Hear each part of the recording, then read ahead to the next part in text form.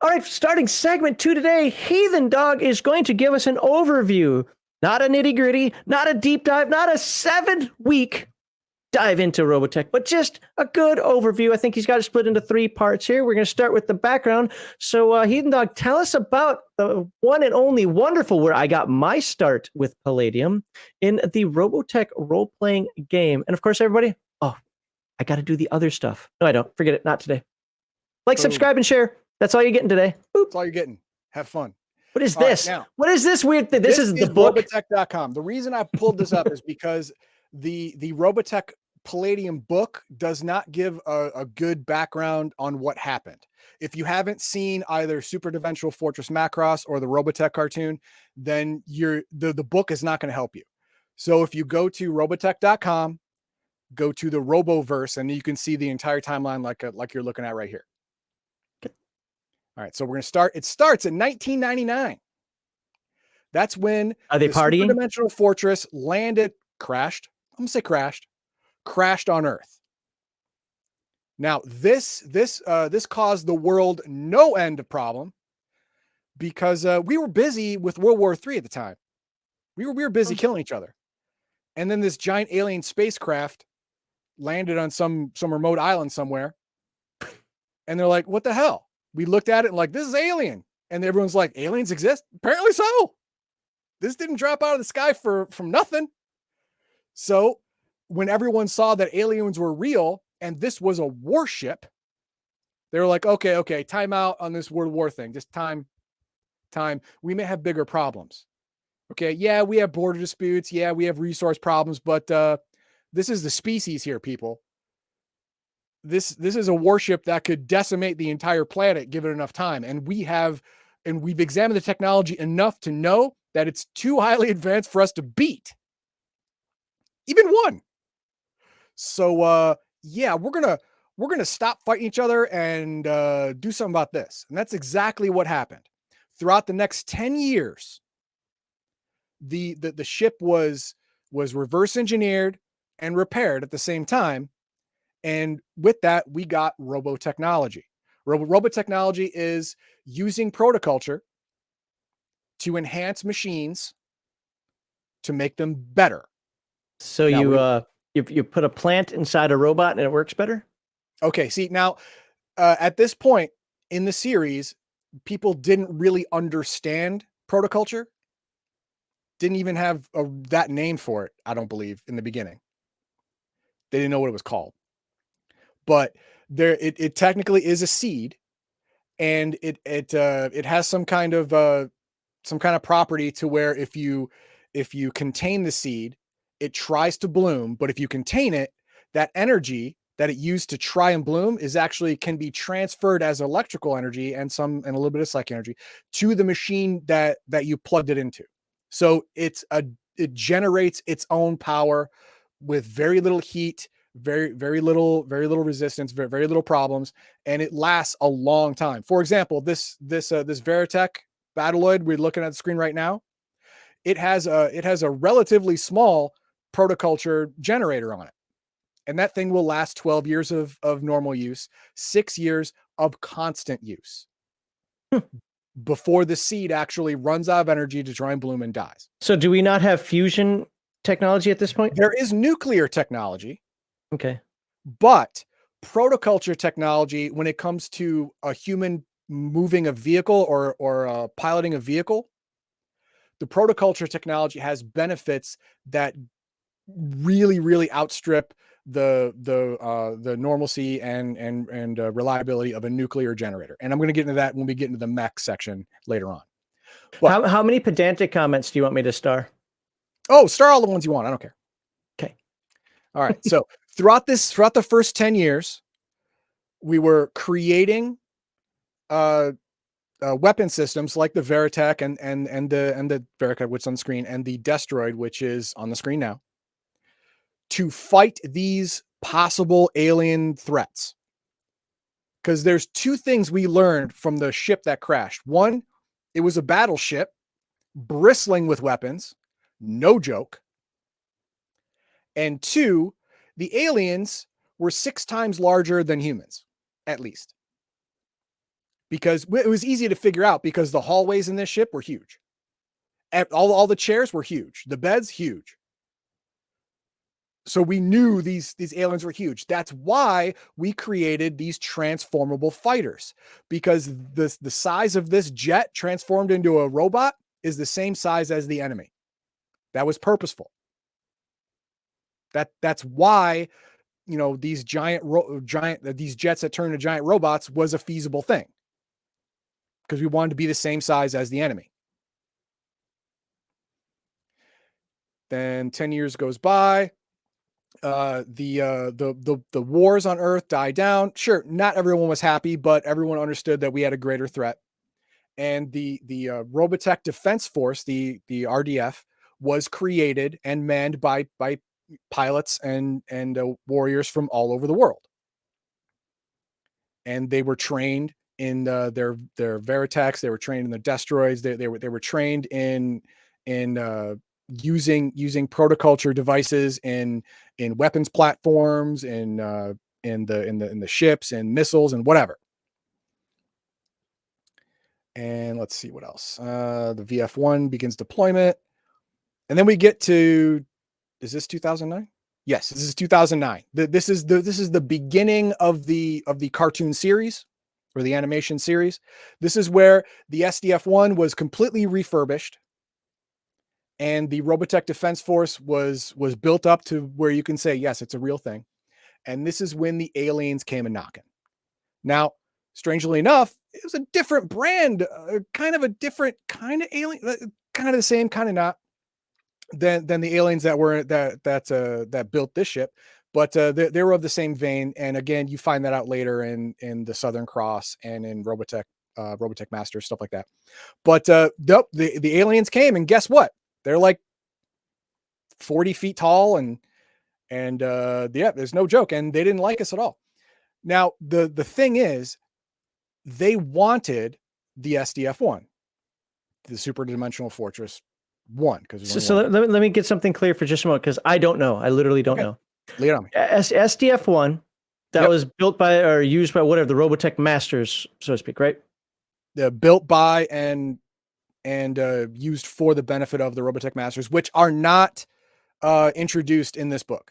Okay. So, but because I'm trying to put this, are the Zentradi separate from them, or are they like slaves to them, or what? Like, why? So if the Zentradi come here and want that ship, are they like, oh, look, tech, we want it? Or are they like, oh, crap, we got to get this back to our big guys?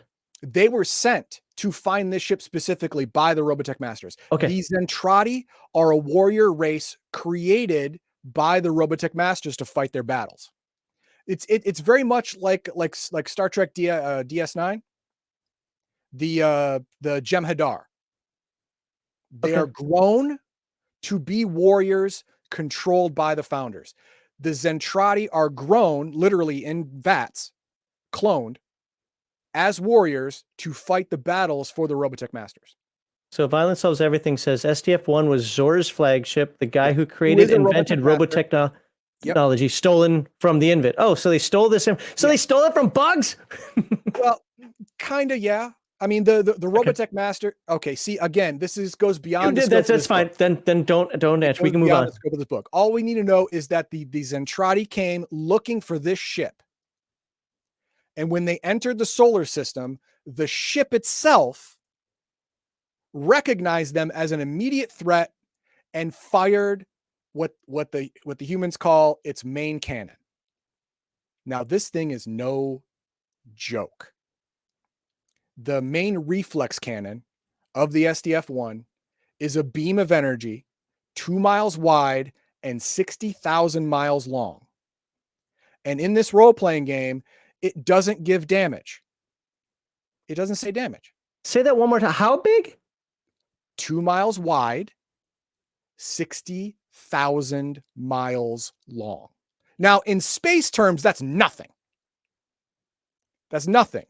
But it's really hard for a human being who hasn't been to space to wrap their brain around such a vast distance from one push of a button. And the reason I say it does no damage is because it lists in the damage, instead of damage, saying anything caught inside the blast is obliterated. I don't care what you are. I don't care how tough you are. If you fire at something and it's within this radius, 2 miles wide, 6,000 miles, if you're in that beam, you die. You're gone. You're done. That's how powerful this cannon is. And it fired automatically at the Zentradi fleet because it was programmed to. It was a booby trap. And that was the name of the first episode, Booby Trap. So now the ship put us into this fight, basically. Now the Zentradi are pissed, thinking we attacked first. So they attack the Earth. And through trials and tribulations, the SDF-1 launches. And here we go. Yeah, the SDF-1 launches and tries to do a space fold, which is the super cool technology that they found on the ship, where you can actually do a tesseract type thing where you can cease to exist in one part of space and begin to exist in another without traveling the full distance in between. Some sort of quantum entanglement. Yeah, it didn't work out as planned. I mean, they meant to jump to the moon. Instead, they jumped to Pluto, and the fold system, the warp drive system, vanished in between. Just a big hole where it used to be with some glowy energy. That was it. So no more jumps. But it ended up being a good thing because the majority of the Zentradi fleet was chasing their objective, the SDF-1. So it actually saved the Earth for a while anyway. So if you are playing the game and you're starting from inauguration day or booby trap day, depending on how you want to do it, because at the day that the Zentradi attacked, it was the ribbon cutting ceremony for the SDF-1. All right, so there were a lot of people there. It was a big celebration, you know, all that cool stuff. If you want to play in the original timeline, that's where you start it, and that's the effects that happen. Now, if you want to continue with that on the SDF-1, you can continue through the story of the SDF-1 coming back from Pluto, the hard way, sublight engines, back to Earth and fighting off the Zentradi along the way. Now, the only reason that the SDF-1 was able to make it, because the Zentradi ships were thousands and thousands of ships. When the Robotech Master said, go find this ship, they took that seriously. They took it serious. And they're like, okay, we'll bring a whole wing of our armada. Thousands and thousands and thousands of ships. If the Zentradi force wanted the SDF-1 destroyed, they would have destroyed it. There was no way that they could, but they were ordered to bring it back. Why? Because inside the SDF-1 is one of the only surviving, or, you know, it was stolen from the Invid. I was stolen from the Invid, but the reflex furnace. Now, what this is what actually can breed the protoculture. The Robotech Masters need it because they're running out. Zor stole it and spirited it away and ended up landing on Earth. Okay, so it has a booty inside, treasure that the Robotech Masters want and the Zentradi cannot risk destroying. So in your game, the same thing can happen.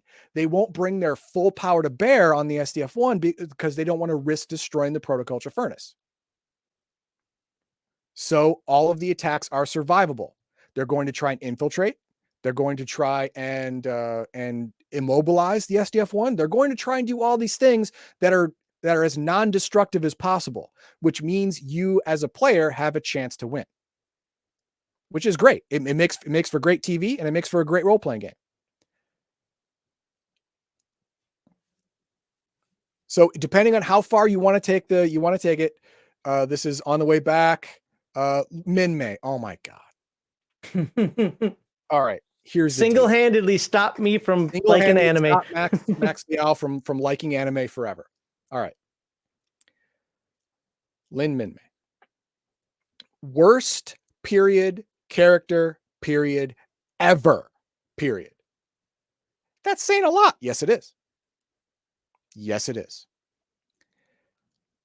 Lin Min-May is the archetype of a woman who lives without consequence and responsibility. She thinks only of herself, has absolutely no real human compassion for other people or understanding of other people's feelings. The world exists solely for her benefit. And because God is unfair, her singing, for some reason, has a detrimental effect on the Zentradi. They are grown from a vat, okay? They don't need normal emotions, but they are humanoids, which means they are capable of emotions. Minmay's singing brings out emotions and then makes them feel things and then makes them not want to fight. Ridiculous? Yes. Stupid? Absolutely. In the book? Sadly, yes. Now, do you have to have Lin Minmay in your game? No. That's like asking if you have to have any main character from a series. You shouldn't be Well, anywhere near no. the main characters. She is not a main character. You stop that. You bite your goddamn tongue. Lin Minmay is an accidental non-abortion. In all of my Robotech games, Lin Minmay was properly aborted by her mother before she was born. Heathen Dog, I don't like you talking about abortion. It's weird. No, it's necessary for the story to make sense. Lin Minmay must die. Okay, now we're going to move on from Lin Minmay. She doesn't exist anymore. Okay. Zip it. All right. So this is the tribes and tribulations of the SDF-1 coming back. Zentradi blockade finally returns to Earth in March 2044. Landing in the Pacific Ocean. Remember, they left in 2009. Why did it take so long? Sublight engines getting from Pluto to Earth. Takes a long time. Takes a real long time. Some gravity assist in there, you know. Yeah, even then, this is not unreasonable. This is not an unreasonable time frame. Space is vast. All right, so they get back there. They bring all the Zentradi back. The Earth is pissed off because you brought all the bad guys back. No country will take them because they're afraid whatever country they land in is going to get bombed from orbit. And you know what? They're right. They're absolutely right. So a lot of things happen, and what ends up the main leaders of the Zentradi force are convinced by the humans aboard the SDF-1 to turn sides. And the remaining loyal to the Robotech Masters Zentradi destroy most of the Earth. And when I say destroy, I mean like fling into space or anything. But where is it here?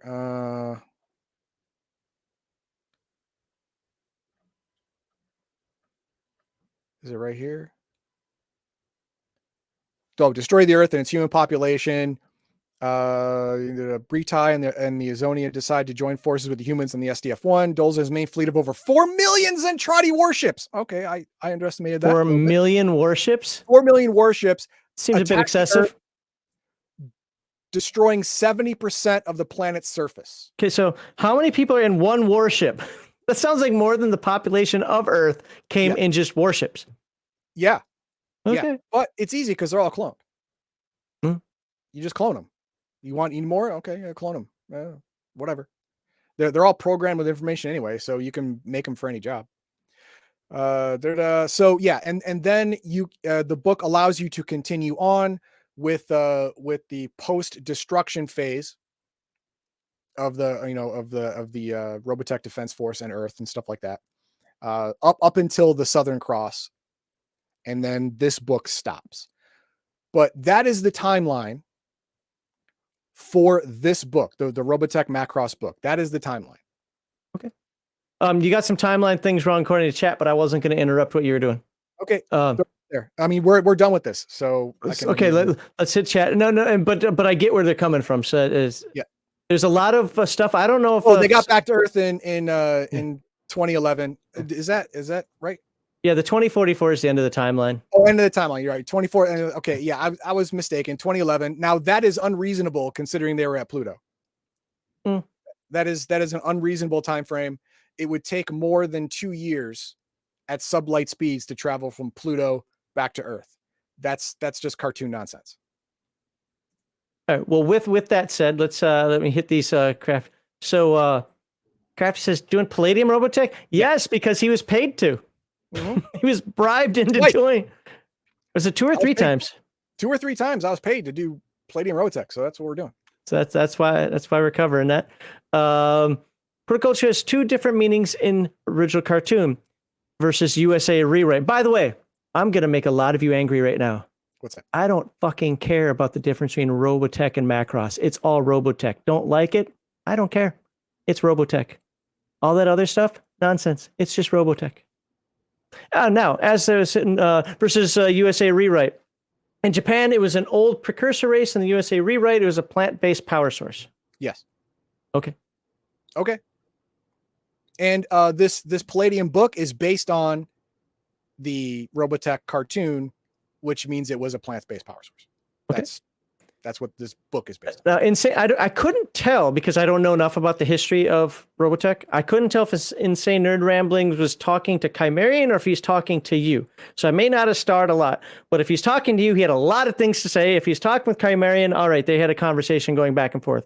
But anyway, again, I don't know Robotech history. It's not that important. I just want giant stompy robots that launch missiles at each other. So I get it. Now, here's the thing. In Insane Nerd Ramblings, this role-playing book is based off of the American TV show by Harmony Gold. All right. Please don't say. Even I hate Harmony Gold because of what it did to BattleTech. That is what it's based on. Okay, so for the purposes of this game, the American TV show is the basis. That's the way this game is. Sorry. And people like me just don't know any better. And right. I'm okay with the giant stompy robots. No, they stole the flower of life. Yes, the flower of life is the reflex furnace that I talked about earlier. Okay. Japanese Min Man, on the other hand, is quite tolerable. Prove it. Okay, great. No, great. don't. Guess what? She still doesn't exist. Still doesn't exist. There you go.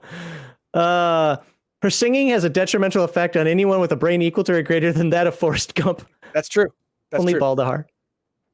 And the next couple are just it ended in 2044. I just didn't want to interrupt you because you're right. You're right. Yeah.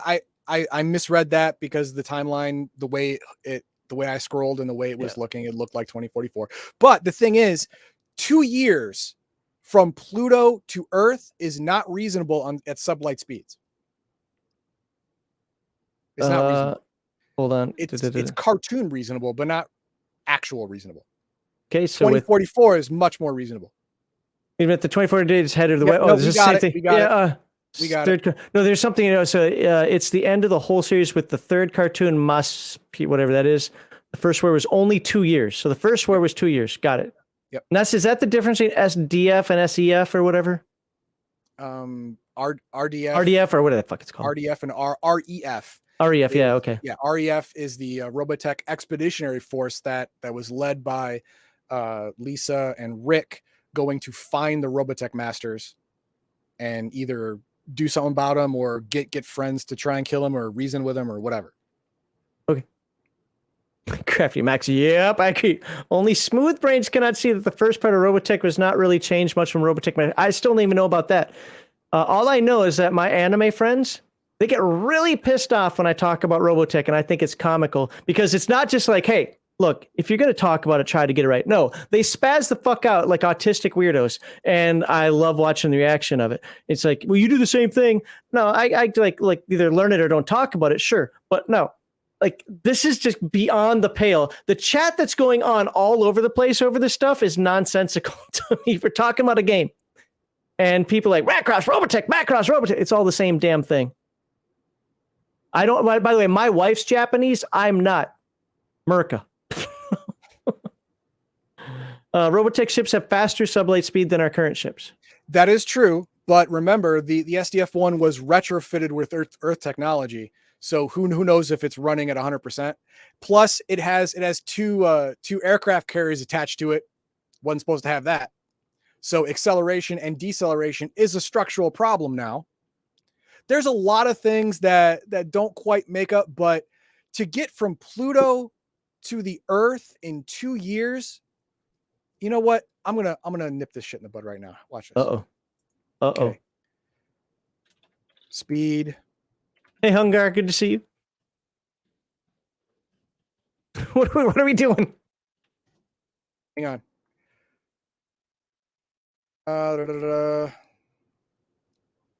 Okay. Going 36,400 miles per hour, it will take 9.5 years to reach Pluto, which is 3 billion miles. Just across the street. Just across the street. Yeah. So, to do it in 2 years, let's just say it took 9. To do it in 2, you would have to go 9, double it. That'd be 4.5. 60, 72, about 85 to 90,000 miles per hour the entire time. Just replace that carburetor with a fuel injector. You're good. Yeah, there you go. A little nitrous. There you go.